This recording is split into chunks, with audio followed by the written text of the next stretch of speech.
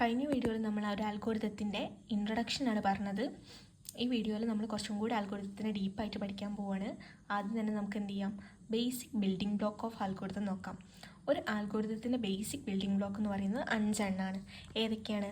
Sequencing, selection, iteration, procedure. ഇതിൽ മെയിനായിട്ട് വരുന്ന ഒരു 3 എണ്ണം ബേസിക് ആയിട്ട് വരുന്നത് സീക്വൻസിങ്, സെലക്ഷൻ, ഐട്രേഷനാണ്. ആദ്യം തന്നെ നമുക്ക് സീക്വൻസിങ് നോക്കാം. A problem can be solved by performing some action in a sequence. The order of execution of those actions is important to ensure the correctness of the algorithm. If the order or step of algorithm changes does not follow the steps as specified, it will not produce the correct output as expected. അതായത് നമ്മളൊരു algorithm എഴുതുമ്പോൾ അതൊരു sequential മാനറിലാണ് നമ്മൾ എഴുതുക. അതായത് ഓരോ step കഴിഞ്ഞിട്ട് അടുത്ത സ്റ്റെപ്പ്, പിന്നെ അടുത്ത സ്റ്റെപ്പ്, അങ്ങനെ ഒരു സ്ട്രക്ചറിലാണ് നമ്മൾ എഴുതുക. നമ്മൾ ആ ഒരു സ്ട്രക്ചർ കീപ്പ് ചെയ്തിട്ടില്ലെങ്കിൽ നമ്മൾ വിചാരിച്ചൊരു ഔട്ട്പുട്ട് നമുക്ക് കിട്ടില്ല. ഇപ്പോൾ എക്സാമ്പിൾ പറയുകയാണെങ്കിൽ ഒരു സമ്മ് കാണാനുള്ള ഒരു അൽഗോരിതം നമ്മൾ എഴുതാമെന്ന് വിചാരിക്കാം. അപ്പോൾ ആദ്യം എയും ബിയും എന്ന് പറഞ്ഞിട്ട് ഔട്ട്പുട്ട് കൊടുക്കും. അത് കഴിഞ്ഞിട്ട് A+B കാണും. അപ്പം നമുക്ക് റിസൾട്ട് എന്ത് ചെയ്യും? സമ്മ് റിട്ടേൺ ചെയ്യും. ഇതിലിപ്പം നമ്മൾ ആദ്യം തന്നെ എയും ബിയും കാണുകയാണ്, അത് കഴിഞ്ഞിട്ട് ഇൻപുട്ട് കൊടുക്കുകയാണ്, പിന്നെ സമ്മ് റിട്ടേൺ ചെയ്യാൻ. അപ്പം തന്നെ നമ്മൾ വിചാരിച്ചൊരു ഔട്ട്പുട്ട് നമുക്ക് കിട്ടില്ല. ഇങ്ങനെ ഒരു ഓർഡർ അല്ലാത്ത രീതിയിൽ ചെയ്യുന്ന സമയത്ത് നമ്മൾ വിചാരിച്ച റിസൾട്ടോ എക്സിക്യൂഷനോ ഒന്നും കറക്റ്റായിട്ട് നടക്കില്ല. അതുകൊണ്ടാണ് ഒരു സീക്വൻഷ്യൽ മാനറിൽ നമ്മൾ എഴുതുന്നത്. അതിനെയാണ് സീക്വൻസിങ് എന്ന് പറയുന്നത്. അടുത്തത് പറയുന്നതാണ് selection.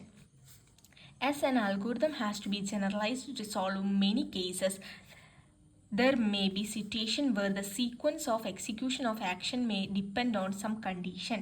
That is, some of the instructions will be executed if a given condition satisfies. Selection എന്ന് പറഞ്ഞു കഴിഞ്ഞാൽ നമ്മൾ എന്ത് ചെയ്യും? ഒരു കണ്ടീഷൻ ചെക്ക് ചെയ്യും. ആ കണ്ടീഷൻ സാറ്റിസ്ഫൈ ചെയ്യുകയാണെങ്കിൽ മാത്രമേ എന്ത് ചെയ്യുള്ളൂ, അടുത്ത ഒരു ഇപ്പോൾ സീക്വൻസ് ഓഫ് ആക്ഷൻസിൻ്റെ എക്സിക്യൂഷൻസ് നടക്കുകയുള്ളൂ. അതായത് ഇപ്പോൾ എക്സാമ്പിൾ പറയുകയാണെങ്കിൽ ഞാനിപ്പോൾ ഒരു ബാങ്കിൽ അക്കൗണ്ട് എടുക്കാൻ പോകുകയെന്ന് വിചാരിക്കാം.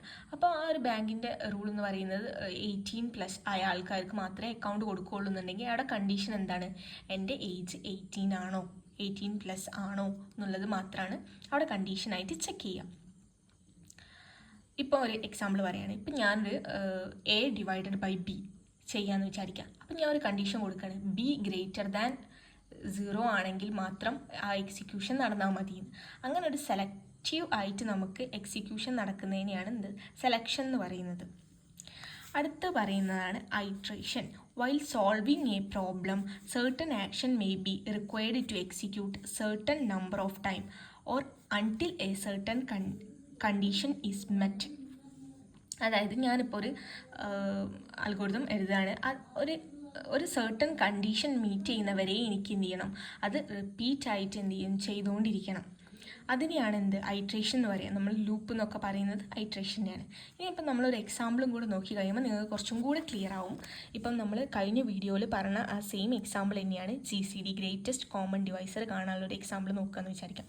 ഇവിടെയാണ് എന്ത് ചെയ്യുന്നത്? അൽഗോരിതം ബിഗിൻ ചെയ്യുന്നത്. അത് കഴിഞ്ഞിട്ട് നമ്മളെ ലൂപ്പിലേക്ക് വരികയാണ്. വൈൽ B=0 ആണെങ്കിലാണ് എന്ത് ചെയ്യുന്നത്? ഇതിൻ്റെ ഉള്ളിൽ കയറുന്നത്. ഇപ്പം നമ്മളോട് ഐട്രേഷൻ നോക്കുകയാണെങ്കിൽ ഇവിടെ മുതൽ, അതായത് 4th സ്റ്റെപ്പ് മുതൽ 8th സ്റ്റെപ്പ് വരെ എന്ത് ചെയ്യണം? ഐട്രേഷനാണ് നടന്നുകൊണ്ടിരിക്കുന്നത്. അതായത് B=0 ആവുന്നത് വരെ എന്ത് ചെയ്യും? ഈ ലൂപ്പ് കണ്ടിന്യൂ ചെയ്തുകൊണ്ടിരിക്കും, ഈ കണ്ടീഷൻ മീറ്റ് ചെയ്യുന്നവരെ. അതിനെയാണ് നമ്മൾ ഐട്രേഷൻ എന്ന് പറയുന്നത്. ഇനി സെലക്ഷൻ എന്ന് പറഞ്ഞാൽ എന്താ? ഇവിടെ കൊടുത്ത കണ്ടീഷൻ എന്താണ്? B=0 ആയാൽ മാത്രമേ ഇതിൻ്റെ ഉള്ളിൽ കയറുള്ളൂ. അതാണ് അവിടുത്തെ കണ്ടീഷൻ എന്ന് പറയുന്നത്, സെലക്ഷൻ. അതേമാതിരി ഇപ്പോൾ ഇവിടെ കൊടുത്തത് A/B വാല്യൂ എന്ത് ചെയ്ത് ആറിലേക്ക് എടുത്തു വെച്ചു. അതേമാതിരി തന്നെ ബീൻ്റെ വാല്യൂ എയിലേക്ക് എടുത്തു വെച്ചു, ആറിൻ്റെ വാല്യൂ ബിയിലേക്ക് എടുത്തു വെച്ചു. ഇതൊരു സീക്വൻഷ്യൽ ഓർഡറിലാണ് നടക്കുന്നത്. ഇതിനെയാണ് നമ്മൾ സീക്വൻസിങ് എന്ന് പറയുന്നത്. ഇതിന് പകരം ഞാൻ എന്ത് ചെയ്ത് ആദ്യം ബീനെ എയിലേക്ക് എടുത്തു വെച്ച്, അത് കഴിഞ്ഞിട്ട് മോഡ് കണ്ട്, അത് കഴിഞ്ഞിട്ട് ആറിനെ എടുത്തു വെച്ചാൽ എനിക്ക് കറക്റ്റ് ഔട്ട്പുട്ട് കിട്ടുമോ? ഇല്ല. അതിനെയാണ് സീക്വൻസിങ് എന്ന് പറയുന്നത്. നിങ്ങൾ മനസ്സിലായിട്ടുണ്ടാവുമെന്ന് വിചാരിക്കുന്നു. അടുത്ത 2 ബിൽഡിംഗ് ബ്ലോക്കാണ് എന്ത്? പ്രൊസീജിയറും റിക്കേർഷനും. അതായത് കുറച്ചും കൂടെ അഡ്വാൻസ്ഡ് ആയിട്ട് വരുന്നതാണ് പ്രൊസീജിയറും റിക്കേർഷൻ എന്ന് പറയുന്നത്. ഈ പ്രൊസീജിയർ എന്ന് പറഞ്ഞാൽ എന്താണ്?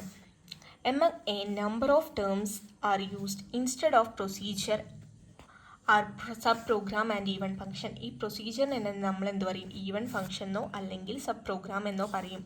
These term may have shades of difference in there usage in different programming language. However the basic idea behind the term is same and is explained next. ഈ പ്രൊസീജിയർ എന്ന് പറഞ്ഞു കഴിഞ്ഞാൽ സാധാരണ നമ്മൾ ഇപ്പം ഒരു ആൽഗോരിതം എഴുതാണ്. ഒരു ആൽഗോരിതം എഴുതുമ്പോൾ നമുക്ക് ചില സീക്വൻസ് ഓഫ് ആക്ഷൻസ് എന്ത് ചെയ്യും? റിപ്പീറ്റഡ്ലി നമുക്ക് യൂസ് ചെയ്യേണ്ടി വരും. ഇപ്പം എക്സാമ്പിൾ ഞാൻ പറയുകയാണെങ്കിൽ ഇപ്പോൾ GCD കാണാനുള്ള നമ്മൾ നേരത്തെ നോക്കിയൊരു എക്സാമ്പിൾ. GCD കാണാൻ എനിക്ക് ചിലപ്പോൾ ഒരു ആൽഗോരിതത്തിൻ്റെ സ്റ്റാർട്ടിങ്ങിൽ GCD കാണേണ്ടി വരും, അതെ, ഒരു ഇൻപുട്ട് വാല്യൂ കൊടുത്തിട്ട്. അതേമാതിരി വേറെ ഇൻപുട്ട് വാല്യൂ കൊടുത്തിട്ട് എനിക്ക് എന്ത് ചെയ്യും? ഒരു ആൽഗോരിതത്തിൻ്റെ എൻഡിൽ എനിക്ക് കാണേണ്ടി വരും. അപ്പം നമ്മൾ പിന്നെയും ഈ റിപ്പീറ്റ് ആയിട്ട് ഇത് എഴുതുന്ന സമയത്ത് അതൊരു ടൈമും വേസ്റ്റാണ്, കുറച്ച് പെർഫോമൻസിനെയും എഫക്റ്റ് ചെയ്യും. അതിന് സിമ്പിളാക്കിയിട്ട് നമ്മൾ എന്ത് ചെയ്യും? ഈ GCDൻ്റെ എക്സാമ്പിൾ ഞാൻ പുറമേ എഴുതുകയാണ്. എന്നിട്ട് എനിക്ക് വേണ്ട സ്ഥലത്തൊക്കെ എന്ത് ചെയ്യുക? ഞാൻ ഈ ഫംഗ്ഷൻ കോൾ ചെയ്യുകയാണ്. അപ്പോൾ എനിക്ക് ഇൻപുട്ട് മാത്രം മാറ്റി കൊടുത്താൽ മതി. ജസ്റ്റ് ഒരൊറ്റ പ്രാവശ്യം അത് എഴുതിയിട്ട് വേണ്ട സ്ഥലത്തൊക്കെ ഇത് കോൾ ചെയ്താൽ എൻ്റെ പണി കുറച്ചും കൂടെ എളുപ്പമായി. അതിനെയാണ് നമ്മൾ എന്ത് ചെയ്യുന്നത്? ഈ മാറ്റി എഴുതുന്ന റിപ്പീറ്റഡ്ലി ഒക്കർ ചെയ്യുന്ന സീക്വൻസ് ഓഫ് ആക്ഷനെ നമ്മൾ സെപ്പറേറ്റ് ചെയ്ത് എഴുതുന്നതിനെയാണ് നമ്മൾ എന്ത് പറയുന്നത്? ഒന്നെങ്കിൽ പ്രൊസീജിയർ, അല്ലെങ്കിൽ സബ് പ്രോഗ്രാം, അല്ലെങ്കിൽ ഈവൻ ഫംഗ്ഷൻ. ഇതൊക്കെ പറഞ്ഞാൽ ഒന്നാണ്. ഈ പിന്നെ ചെറിയ പ്രോഗ്രാമിംഗ് ലാംഗ്വേജിൻ്റെ ഡിഫറൻസിൽ ചെറിയ മാറ്റങ്ങൾ ഉണ്ടാവുക എന്നല്ലാതെ ബേസിക് ഐഡിയ എന്താണ്? സെയിം ആണ്. It may happen that a sequence frequently occur either in the same algorithm repeatedly in different part of the algorithm or may occur in different algorithm. In such cases, writing repeatedly of the same sequence is a wasteful activity. Procedure is a mechanism that provide a method of checking this wastage. ഇതിനാണ് നമ്മൾ procedure എന്ന് പറയാം. മനസ്സിലായിട്ടുണ്ടാവും എന്ന് വിചാരിക്കുന്നു. അടുത്ത നമ്മൾ പറയുന്നത് റിക്കേഷനാണ്. റിക്കേഷൻ എന്ന് പറഞ്ഞു കഴിഞ്ഞാൽ ഒരു പ്രോഗ്രാമിനെ, ഒരു സബ് പ്രോഗ്രാമിനെ തന്നെ റിപ്പീറ്റഡ്ലി കോൾ ചെയ്തുകൊണ്ടിരിക്കുന്നതിനെയാണ് എന്ത് പറയുക? റിക്കേഷൻ എന്ന് പറയുക. ഒരു പെർട്ടിക്കുലർ കണ്ടീഷൻ മീറ്റ് ചെയ്യുന്നവരെ എന്ത് ചെയ്യും? ആ സബ് പ്രോഗ്രാമിനെ ഇങ്ങനെ കോൾ ചെയ്തുകൊണ്ടിരിക്കും. അതിന് ബെസ്റ്റ് എക്സാമ്പിളാണ് ഫാക്ടോറിയൽ കാണേണ്ട ഒരു എക്സാമ്പിൾ എന്ന് പറയുന്നത് റിക്കേഷൻ്റെ എക്സാമ്പിളാണ്. ഈ റിക്കേഷൻ സാറ്റിസ്ഫൈ ചെയ്യേണ്ട കണ്ടീഷൻ ഇവിടെ പറയുന്നുണ്ട്. There must be built in mechanism in the computer system that support calling of a procedure by itself. There must be condition within the definition of the recursive procedure under which after finite number of call the procedure is terminated. ആദ്യം പറയുന്നത് നമ്മളെ computer system എന്ത് ചെയ്യണം? ഒരു build in mechanism ഉണ്ടാവും, അത് support ചെയ്യണം recursion continuous ആയിട്ടുള്ള കോളിങ്. അതേമാതിരി തന്നെ എന്ത് ചെയ്യണം? ഒരു പെർട്ടിക്കുലർ ഒരു നമ്പർ ഓഫ് ടൈംസ് കോളിങ് കഴിഞ്ഞ് കഴിഞ്ഞാൽ അത് ടെർമിനേറ്റ് ആവണം. പിന്നെ പറയുന്ന argument is successive call should be simpler in the sense that the each succeeding argument take us towards the condition mentioned. അത് ഓരോ സ്റ്റെപ്പ് കഴിയുമ്പോഴും നമ്മൾ എന്ത് ചെയ്യും? ഈ പറഞ്ഞ, അതായത് അതിൻ്റെ കോള് ടെർമിനേറ്റ് ചെയ്യാനുള്ളതിലേക്ക് അടുത്തടുത്ത് വരണം. ഇത്രയാണ് എന്ത് റിക്കേഷൻ്റെ കണ്ടീഷൻ സാറ്റിസ്ഫൈ ചെയ്യണം എന്ന് നമ്മൾ പറയുന്നത്. അടുത്ത നമ്മൾ പറയുന്നത് ഒരു അൽഗോരിതത്തിൻ്റെ റണ്ണിങ് ടൈമിനെ കുറിച്ചാണ്. ഇപ്പം ഒരു പ്രോബ്ലം സോൾവ് ചെയ്യാൻ വേണ്ടി നമുക്ക് എന്ത് ചെയ്യാൻ പറ്റും? ഒന്നിൽ കൂടുതൽ അൽഗോരിതം എഴുതാൻ പറ്റും. അതിൽ ഏതാണ് ഏറ്റവും ബെസ്റ്റ് എന്ന് നമ്മൾ കാൽക്കുലേറ്റ് ചെയ്യുന്നത് എങ്ങനെയാണ്? അത് എക്സിക്യൂട്ട് ചെയ്യാൻ വേണ്ടി എടുക്കുന്ന ടൈം വെച്ചിട്ടാണ്. ഇവിടെ ടൈം ഉദ്ദേശിക്കുന്നത് എങ്ങനെയാണ്? അത് എക്സിക്യൂട്ട് ചെയ്യുന്ന ടൈം അല്ല, എത്ര ഓപ്പറേഷൻസ് അവിടെ പെർഫോം ചെയ്യാനുണ്ട്. നമ്പർ ഓഫ് ഓപ്പറേഷൻ്റെ ബേസിലാണ് റണ്ണിങ് ടൈം എന്ത് ചെയ്യുക? കാൽക്കുലേറ്റ് ചെയ്യുക. ഇതിനെ തന്നെയാണ് നമ്മൾ എന്ത് ചെയ്യുന്നത്? ഒരു കോംപ്ലക്സിറ്റി എന്ന് പറയുന്നത്. അതായത് to compare two algorithm for a problem, running time is generally used which is defined as a time taken by the algorithm in generating the output generate ചെയ്യാൻ വേണ്ടിയിട്ട് അൽഗോരിതം എടുക്കുന്ന ടൈമിനെയാണ് നമ്മൾ എന്ത് ചെയ്യുന്നത്? റണ്ണിങ് ടൈം എന്ന് പറയുന്നത്. An algorithm is better if it take less time. ഒരു algorithm better ആണെന്ന് പറയുന്നത് എപ്പോഴാണ്? അത് കുറച്ച് സമയം മാത്രം എടുക്കുമ്പോഴാണ്. The running time of an algorithm can be represented in terms of the number of operations executed for a given input. More the number of operations, larger the running time of the algorithm. So if we can find the number of operations required for a given input in the algorithm, then we can measure the running time. The running time of an algorithm for producing the output is also known as time complexity. ഒരു algorithm execute ചെയ്യാൻ എടുക്കുന്ന ആ ഒരു number of ഓപ്പറേഷൻ്റെ എണ്ണം കിട്ടിക്കഴിഞ്ഞാൽ നമുക്ക് എന്ത് കിട്ടും? റണ്ണിങ് ടൈം കിട്ടും. ഈ റണ്ണിങ് ടൈമിന് തന്നെയാണ് എന്ത് പറയുന്നത്? ടൈം കോംപ്ലക്സിറ്റി എന്ന് പറയുന്നത്. ഈ ടൈം കോംപ്ലക്സിറ്റി കുറവാണെങ്കിൽ അത് ബെറ്ററാണ്, ബെസ്റ്റ് അൽഗോരിതം ആണെന്ന് നമുക്ക് എന്ത് ചെയ്യാൻ പറ്റും? കാൽക്കുലേറ്റ് ചെയ്യാൻ പറ്റും. ഇനി ഡിഫറെൻറ്റ് ടൈപ്പ് ഓഫ് എന്തുണ്ട്? റണ്ണിങ് ടൈം ഉണ്ട്. കോൺസ്റ്റൻറ്റ് റണ്ണിങ് ടൈം ഉണ്ട്, ലീനിയർ റണ്ണിങ് ടൈം ഉണ്ട്, ലോഗരിതമിക് ഉണ്ട്. അതിനെ പറ്റിയാണ് നമ്മൾ നോക്കുന്നത്. ഫസ്റ്റ് നമ്മൾ പറയുന്നത് കോൺസ്റ്റൻറ്റ് ടൈം എന്നാണ്. അതിന് റെപ്രസെൻ്റ് ചെയ്യുന്നത് O(1) ആണ്. അതായത് if the running time does not depend on the input then it is known as constant running time. അതായത് നമ്മൾ കൊടുക്കുന്ന ഇൻപുട്ടിനെ എന്ത് ചെയ്യൂല, ഡിപ്പെൻഡ് ചെയ്യില്ല. ഇത് നമ്മളിപ്പോൾ എത്ര ചെറിയ ഇൻപുട്ടാണ് ആദ്യമായിട്ട് തന്നെ എത്ര വലിയ ഇൻപുട്ട് കൊടുത്താലും അതിൻ്റെ റണ്ണിങ് ടൈം എന്ത് ചെയ്യും? ഒരു കോൺസ്റ്റൻ്റ് ആയിട്ട് ഇങ്ങനെ പോയിക്കൊണ്ടിരിക്കും. അതിൻ്റെ ഗ്രാഫാണ് ഈ താഴെ കൊടുത്തിരിക്കുന്നത്. അടുത്ത പറയുന്നതാണ് linear time. If the time complexity is at most A constant factor times the size of the input then it is known as linear time complexity. അതായത് നേരത്തെ നമ്മൾ പറഞ്ഞത് എന്താ? ഇൻപുട്ടിനെ ഡിപ്പെൻഡ് ചെയ്യുന്നില്ല. ലീനിയർ ടൈം എന്ന് പറഞ്ഞു കഴിഞ്ഞാൽ എന്ത് ചെയ്യും? ഇൻപുട്ടിനെ ഡിപ്പെൻഡ് ചെയ്യും. അതിന് നമ്മൾ റെപ്രസെൻ്റ് ചെയ്യുക T(n)< Kn. K എന്ന് പറയുന്നത് ഒരു കോൺസ്റ്റൻ്റ് ആയിരിക്കും. അതിൻ്റെ ഗ്രാഫ് റെപ്രസെൻ്റ് ചെയ്യുക ഇങ്ങനെയാണ്. അടുത്ത പറയുന്നതാണ് logarithmic time. If the time complexity of an algorithm is proportional to the logarithm of the input size, അതായത് ടൈം കോംപ്ലക്സിറ്റി അറിയുന്നത് നമ്മൾ കൊടുക്കുന്ന ഇൻപുട്ട് സൈസിൻ്റെ ലോഗരിതത്തിൻ്റെ പ്രൊപ്പോർഷണൽ ആണ്. അതായത് ഇപ്പം ഇൻപുട്ട് സൈസ് എന്ത് ചെയ്യുക, പെട്ടെന്ന് കൂടിയാലും ഇതെന്ത് ചെയ്യും? ടൈം കോംപ്ലക്സിറ്റി വളരെ പതുക്കെ മാത്രമേ എന്ത് ചെയ്യുള്ളൂ? കൂടുള്ളൂ. Grow slowly even if the input size increases rapidly. അതിൻ്റെ ഗ്രാഫ് റെപ്രസെൻ്റ് ചെയ്യുന്നത് ഇങ്ങനെയാണ് T(n)=O(log(n). അടുത്തതാണ് ക്വാഡ്രാറ്റിക് ടൈം. ക്വാഡ്രാറ്റിക് ടൈം എന്ന് പറയുന്നത് ഈ നെസ്റ്റഡ് ലൂപ്പൊക്കെ വരുമ്പോഴാണ് നമ്മൾ ഈ ക്വാഡ്രാറ്റിക് ടൈം എന്ന് പറയുന്നത്. അതായത് n² ആയിട്ടാണ് റെപ്രസെൻ്റ് ചെയ്യുക. ഇപ്പം ഒരു സീക്വൻസ് ഓഫ് എക്സിക്യൂഷൻ നടക്കണം, നമ്മൾ n ആണ് റെപ്രസെൻ്റ് ചെയ്യുക. അപ്പോൾ അതിൻ്റെ ഉള്ളിൽ ഒരു ലൂപ്പും കൂടെ ഉണ്ടെങ്കിൽ അവിടെ എന്ത് ചെയ്യും? 2 ലൂപ്പ് ഉണ്ടെങ്കിൽ എന്ത് ചെയ്യും? n² വരും. അതിനാണ് T(n)=O(n²)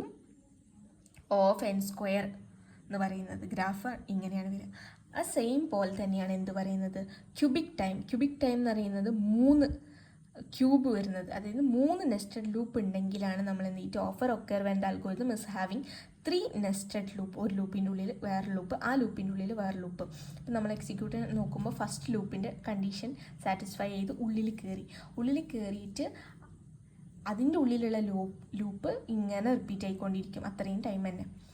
അതുകൊണ്ടാണ് നമ്മൾ ഇവിടെ എന്ത് പറയുന്നത്? അങ്ങനെ 3 വരുമ്പോഴാണ് എന്ത് പറയുന്നത്? ക്യൂബിക് ടൈം എന്ന് പറയുന്നത്. അതിൻ്റെ ഗ്രാഫ് റെപ്രസെൻ്റ് ചെയ്യുക ഇങ്ങനെയാണ് T(n)=(n³). അടുത്ത പറയുന്നതാണ് പോളിനോമിയൽ ടൈം. പോളിനോമിയൽ ടൈം ഒരു മോഡറേറ്റ് കോംപ്ലക്സിറ്റിനെ റെപ്രസെൻ്റ് ചെയ്യുന്നതാണ്. അതിൻ്റെ ഗ്രാഫ് എന്ന് പറയുന്നത് ഇങ്ങനെ വരും ഇൻപുട്ട് സൈസിനനുസരിച്ച്. അതായത് T(n)=O(n⁻k) എന്ന് വരും. അടുത്തതാണ് എക്സ്പോണൻഷ്യൽ ടൈം. എക്സ്പോണൻഷ്യൽ ടൈമിൻ്റെ ഗ്രാഫ് ഇങ്ങനെയാണ്. അതായത് റാപ്പിഡ്ലി ഗ്രോ ആയിരിക്കും എക്സ്പോണൻഷ്യൽ ടൈം എന്ന് പറഞ്ഞു കഴിഞ്ഞാൽ. T(n)=k⁻n. അതേമാതിരി പറയുന്നതാണ് ഫാക്ടോറിയൽ ടൈം. ഫാക്ടോറിയൽ ടൈം എന്ന് പറയുന്നത് വളരെ മെല്ലെ ആയിരിക്കും. എക്സ്പോണൻഷ്യൽ വെച്ച് നോക്കുമ്പോൾ മെല്ലെ റൈസ് ആവുള്ളൂ. ഇതിൽ എക്സ്പോണൻഷ്യൽ ടൈം നമ്മൾ മെയിനായിട്ട് യൂസ് ചെയ്യുക ബ്രൂട്ട് ഫോഴ്സ് പ്രോബ്ലംസിലാണ്. അതേമാതിരി തന്നെ ഫാക്ടോറിയൽ ടൈം നമ്മൾ യൂസ് ചെയ്യുന്നത് പെർമ്യൂട്ടേഷൻ, കോമ്പിനേഷൻ ഇങ്ങനത്തെ പ്രോബ്ലംസ് സോൾവ് ചെയ്യുമ്പോഴാണ്. അടുത്ത നമ്മൾ പറയുന്നതാണ് കോംപ്ലക്സിറ്റി ഓഫ് അൽഗോരിതം. നേരത്തെ റണ്ണിങ് ടൈം പറയുന്ന സമയത്ത് നമ്മൾ പറഞ്ഞിട്ടുണ്ടായിരുന്നു ഒരു അൽഗോരിതത്തിൻ്റെ complexity. The complexity of an algorithm M is a function which gives the running time and or storage space requirement of the algorithm in terms of the size of the input data. അതായത് ഒരു algorithm അതിൻ്റെ size അതായത് input size n ആണെന്നുണ്ടെങ്കിൽ അതെടുക്കുന്ന running ടൈമിൻ്റെയും അതെടുക്കുന്ന സ്പേസിൻ്റെയും ബേസിലാണ് നമ്മൾ എന്ത് ചെയ്യുന്നത്? Complexity calculate ചെയ്യുന്നത്. Frequently, the storage space required by an algorithm is simply a multiple of the data size n.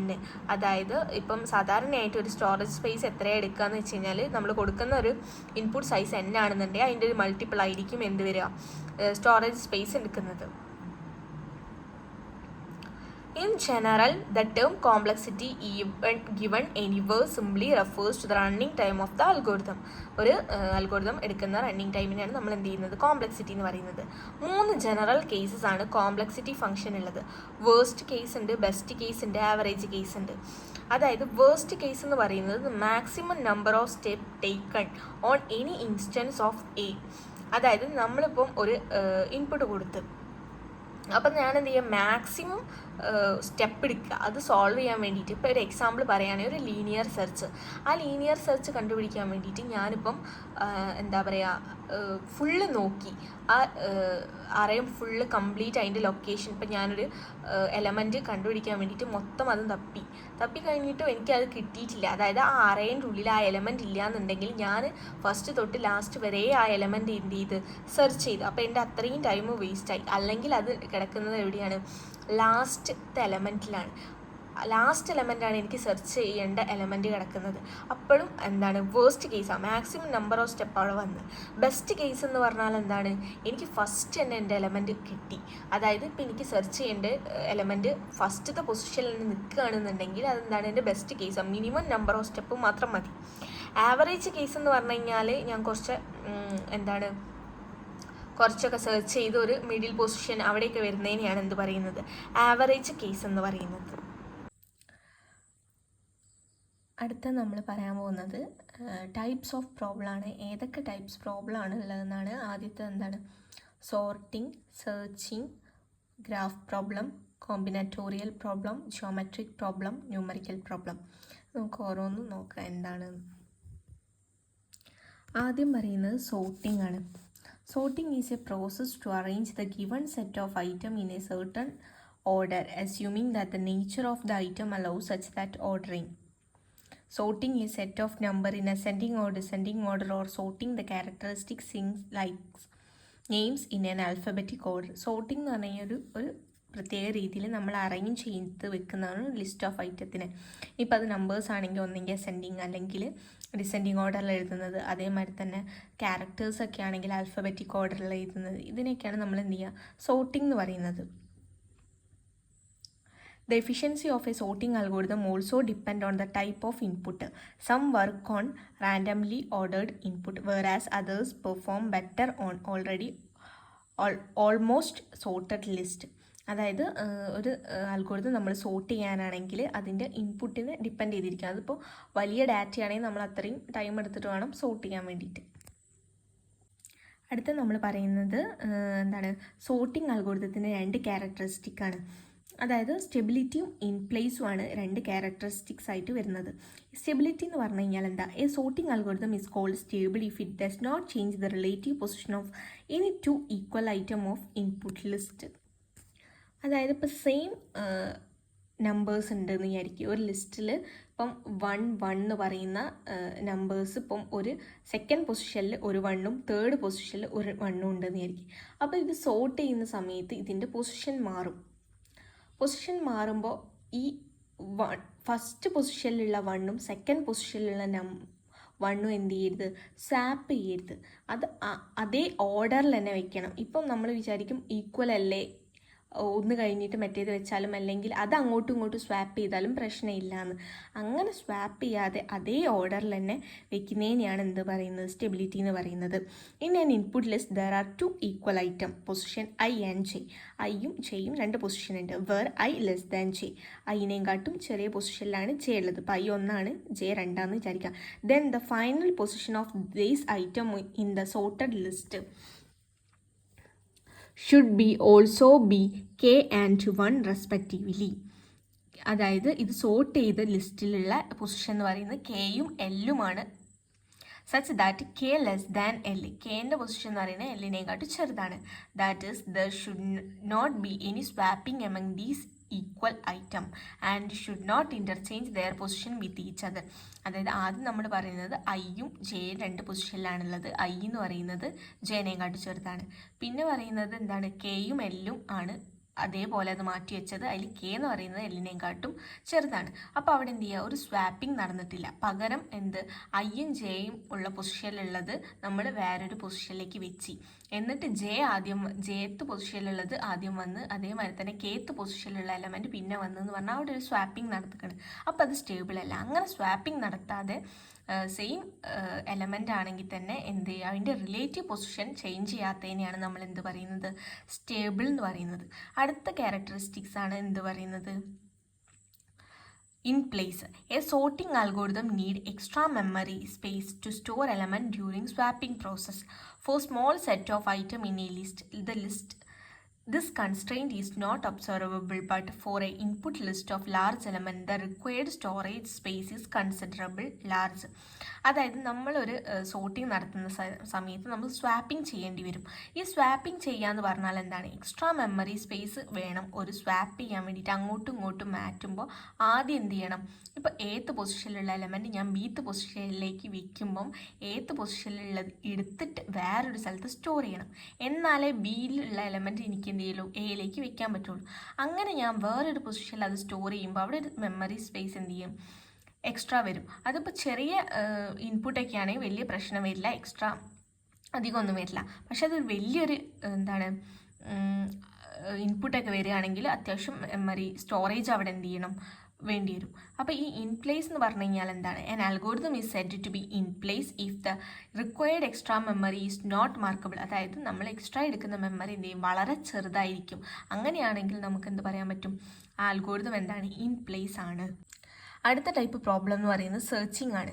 Searching is defined as an element referred as search key in a given set of item.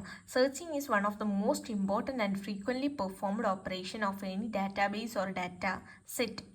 അതായത് searching എന്ന് പറഞ്ഞാൽ എന്താണ്, ഒരു എലമെൻറ്റിനെ നമ്മൾ കണ്ടുപിടിക്കുക. ഇപ്പോൾ ഒരു array of elements ഉണ്ടെന്നുണ്ടെങ്കിൽ അതിന്ന് ആ ഒരു എലമെൻറ്റ് എങ്ങനെയാണെന്ന് നമ്മൾ കണ്ടുപിടിക്കുന്നത്. മെയിനായിട്ട് യൂസ് ചെയ്യുന്ന ഡാറ്റാബേസിലും ഡാറ്റാ സെറ്റിലൊക്കെ മെയിനായിട്ട് യൂസ് ചെയ്യുന്നൊരു പ്രോബ്ലമാണ് സെർച്ചിങ്.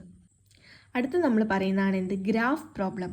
ഗ്രാഫ് പ്രോബ്ലം എന്ന് പറഞ്ഞാൽ എന്താണ്, many computational problem can be used using graph. Most of the computer network problem can be solved using graph algorithms efficiently. Problems like visiting all the node of a graph, routing in network, the minimum cost path, that is shortest path, minimum delays can be solved efficiently with graph algorithms. അതായത് computer network related ആയിട്ടുള്ള problems ഒക്കെ നമുക്ക് എന്ത് ചെയ്യാൻ പറ്റും, graph വെച്ചിട്ട് ഈ computational ആയിട്ടുള്ള പല പ്രോബ്ലംസും ഈസി ആയിട്ട് നമുക്ക് എന്ത് ചെയ്യാൻ പറ്റും, ഗ്രാഫ് വെച്ചിട്ട് സോൾവ് ചെയ്യാൻ പറ്റും. ഗ്രാഫ് വെച്ചിട്ട് സോൾവ് ചെയ്യുന്നതിൽ ബെസ്റ്റ് എക്സാമ്പിളാണ് എന്ത്, travelling salesman problem, graph colouring problem. Travelling salesman problem എന്ന് പറഞ്ഞാൽ എന്താണ്, cover n cities by taking the shortest path and not visiting any of the city more than once. Shortest path കണ്ടുപിടിക്കുക, ഇങ്ങനെ ഒരു നോഡും അതായത് ഒന്നിൽ കൂടുതൽ പ്രാവശ്യം വിസിറ്റ് ചെയ്യാണ്ട് ഏറ്റവും ഷോർട്ടസ്റ്റ് പാത്ത് കണ്ടുപിടിക്കുന്നതാണ് ട്രാവലിംഗ് സെയിൽസ്മാൻ പ്രോബ്ലം. അതേമാതിരി തന്നെ ഒരു പ്രോബ്ലമാണ് graph colouring problem. Seek to colour all the vertices of a graph with minimum number of colours such that no adjacent vertices have the same colour. Minimum number of colours use ചെയ്തിട്ട് ഒരു ഗ്രാഫിലെ എല്ലാ നോഡ്സും എന്ത് ചെയ്യുക, colour ചെയ്യുക. അതേമാതിരി തന്നെ adjacent ആയിട്ടുള്ള വെർട്ടീസസിന് സെയിം കളർ വരാതെ. ഇതൊക്കെ സോൾവ് ചെയ്യുന്നത് നമ്മൾ എന്താണ്, ഗ്രാഫ് പ്രോബ്ലം യൂസ് ചെയ്തിട്ടാണ്. അടുത്ത ടൈപ്പ് പ്രോബ്ലം ആണ് എന്ത്, combinatorial problem. These type of problem have A combination of solution that is more than one solution R possible. The aim of the combinatorial problem is to find out permutation, combination or subset satisfying the given condition. അതായത് ഇതിന് ഒന്നിൽ കൂടുതൽ എന്തുണ്ടാവും, solution ഉണ്ടാവും. അപ്പോൾ ഇതിൽ ഏതാണ് ഏറ്റവും നല്ലത്, ഏറ്റവും ബെസ്റ്റ് സൊല്യൂഷൻ എന്നൊക്കെ നമ്മൾ കണ്ടുപിടിക്കുക പെർമ്യൂട്ടേഷനും കോമ്പിനേഷനും ഒക്കെ യൂസ് ചെയ്തിട്ടാണ്. ഇത് കുറച്ചും കൂടെ ബാക്കിയുള്ള പ്രോബ്ലംസ് വെച്ചുകൊണ്ട് കുറച്ചും കൂടെ ഡിഫിക്കൽട്ടാണ് എന്ത്, കോമ്പിനേറ്റോറിയൽ പ്രോബ്ലം എന്ന് പറയുന്നത്. അടുത്തതാണ് ജിയോമെട്രിക് പ്രോബ്ലം. ജിയോമെട്രിക് പ്രോബ്ലം എന്ന് പറഞ്ഞു കഴിഞ്ഞാൽ ഈ ജിയോമെട്രിക് ആയിട്ടുള്ള ഇത് യൂസ് ചെയ്തിട്ട്, അതായത് പോളിഗൺസ്, ലൈൻസ് ഒക്കെ യൂസ് ചെയ്തിട്ടുള്ള പ്രോബ്ലമാണ്. കമ്പ്യൂട്ടർ ഗ്രാഫിക്സ്, റോബോട്ടിക്സ്, ടോമോഗ്രഫി ഒക്കെയാണ് എന്തിൽ വരുന്നത്, ജിയോമെട്രിക് പ്രോബ്ലംസിൽ വരുന്നത്. ഇതിന് രണ്ട് ടൈപ്പ് ഉണ്ട്, ക്ലോസസ്റ്റ് പെയർ പ്രോബ്ലം ഉണ്ട്, കോൺവെക്സ് ഹൾ പ്രോബ്ലം ഉണ്ട്. Closest pair problem is to find the closest pair out of a given set of point the plane. അതായത് നമുക്ക് തന്നിരിക്കുന്ന പോയിന്റ്സ് നിന്ന് ക്ലോസസ്റ്റ് ആയിട്ടുള്ള എന്ത് ചെയ്യണം, പെയറിനെ കണ്ടുപിടിക്കുന്നതാണ് closest pair problem. In convex hull problem the smallest convex polygon is to be constructed that it include all the points of a given set. അത് തന്നിരിക്കുന്ന ഗിവൺ സെറ്റിലെ എല്ലാ പോയിന്റ്സും കൂടി ചേർന്നിട്ട് എന്ത് ചെയ്യണം, ഒരു സ്മോളസ്റ്റ് കോൺവെക്സ് പോളിഗൺ കൺസ്ട്രക്ട് ചെയ്യുന്നതിനെയാണ് എന്ത് പറയുന്നത്, കോൺവെക്സ് ഹൾ പ്രോബ്ലം. അടുത്ത പ്രോബ്ലമാണ് ന്യൂമറിക് ആയിട്ടുള്ള നമ്മളെ ഈ ലീനിയർ ഇക്വേഷൻസും ഇൻ്റഗ്രേഷനൊക്കെ യൂസ് ചെയ്തിട്ടുള്ള ഇതെന്ന് പറയുന്നതാണ് ന്യൂമറിക്കൽ പ്രോബ്ലംസ്. അതിൽ കുറച്ച് എറേഴ്സും കാര്യങ്ങളൊക്കെ വരാനുള്ള ചാൻസ് കൂടുതലാണ്. അടുത്ത പ്രോബ്ലം സോൾവിങ് ടെക്നിക്കാണ് ഇത് greedy technique. Using greedy approach optimization problem are solved efficiently.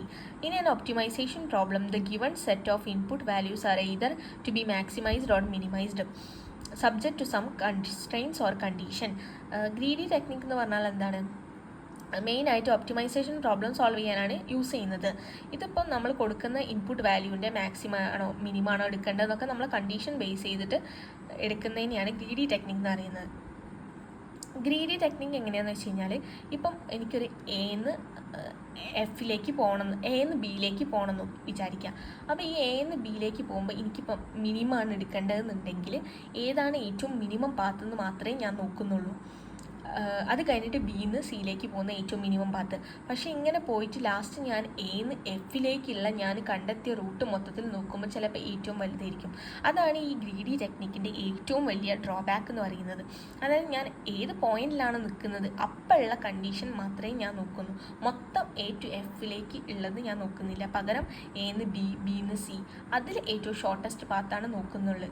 ചിലപ്പോൾ ഒറ്റയടിക്ക് എന്ന് എഫിലേക്ക് ഷോർട്ടസ്റ്റ് പാത്ത് ഉണ്ടാവും, അത് ഉണ്ടാവില്ല.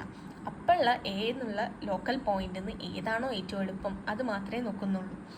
Greedy algorithm always pick the best choice out of many at a particular moment of optimize a given objective. Greedy method chooses the local optimum at each step. This decision may result overall non-optimum or optimum solution. The last നോക്കും ചിലപ്പോൾ optimum ആവും അല്ലെങ്കിൽ non optimum ആവും. The greedy approach does not always produce the optimum solution, rather produce very nearby solution to the optimum solution. ഇതിൻ്റെ example ആയിട്ട് വരുന്നതാണ് Kruskal minimum spanning tree, Prim's minimum spanning tree, Dijkstra shortest path, knapsack problem. അടുത്ത problem solving ടെക്നിക്കാണ് dynamic programming. Dynamic programming എന്ന് പറഞ്ഞാൽ നമ്മൾ divide and കോൺക്വയർ പോലെ തന്നെ അത് എന്താണ് ടോപ്പ് ടു ബോട്ടം ആണെങ്കിൽ ഇത് ബോട്ടം അപ്പ് അപ്രോച്ച് ആയിട്ടാണ് വരുന്നത്. അതായത് ഓരോ സബ് പ്രോബ്ലം സോൾവ് ചെയ്തിട്ട് അതിൻ്റെ റിസൾട്ട് വെച്ചിട്ട് പിന്നെ ഉള്ള അതിൻ്റെ മുകളിലുള്ള പ്രോബ്ലം സോൾവ് ചെയ്ത് ടോപ്പിലേക്ക് എത്തുന്നതാണ്. Dynamic programming approach is a bottom-up approach which solve finding solution of all subproblem, saving these partial result. ഓരോ subproblem solve ചെയ്യും, അതിൻ്റെ റിസൾട്ട് സ്റ്റോർ ചെയ്യും, then reusing them to solve larger subproblem until the solution to the original problem obtained. ഇതിങ്ങനെ solve ചെയ്യും, store ചെയ്തും അതിൻ്റെ മുകളിലുള്ള subproblem solve ചെയ്യും, സ്റ്റോർ ചെയ്യും, എന്നിട്ട് ലാസ്റ്റ് എന്ത് ചെയ്യും, നമ്മൾ ഒറിജിനൽ പ്രോബ്ലത്തിൻ്റെ സൊല്യൂഷൻ കിട്ടുന്ന വരെ ഇതെന്ത് ചെയ്യും, റിപ്പീറ്റ് ചെയ്തുകൊണ്ടിരിക്കും.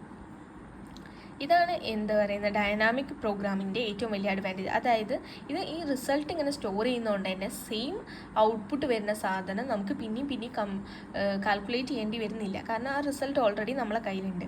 ഈ ഡിവൈഡ് ആൻഡ് കോൺക്വയർ മെത്തേഡിൽ എന്ന് പറഞ്ഞു കഴിഞ്ഞാൽ പിന്നെയും സെയിം ഔട്ട്പുട്ടിന് വേണ്ടിയിട്ട് നമ്മൾ കോൾ ചെയ്യേണ്ടി വരുന്നുണ്ട്. പക്ഷെ ഇവിടെ അത് വരുന്നില്ല.